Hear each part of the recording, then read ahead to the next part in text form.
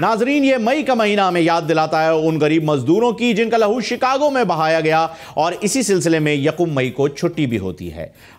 यकुम मई को जब मैं अपने दफ्तर में पहुंचा हूं तो सिक्योरिटी गार्ड ने मुझे रोका और कहा कि सर आज तो छुट्टी है, आप क्या कर रहे हैं? तो मैंने उससे कहा भाई मैं मजदूर थोड़ी हूँ, मजदूरों की छुट्टी है।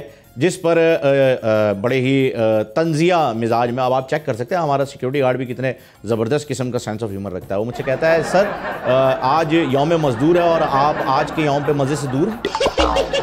बड़ा है तू अमानुल्लाह भाई। बहरहाल इसे छोड़िए, मैं आपको ये बताने लगा था कि इस यौम मजदूर पर हमें उन लोगों को बिल्कुल नहीं भूलना चाहिए जिन्होंने दुबई और सऊदीया के इकामा हासिल करके अपना खून पसीना एक करके इस कौम के लिए अनथक मेहनतें की हैं। जी हाँ,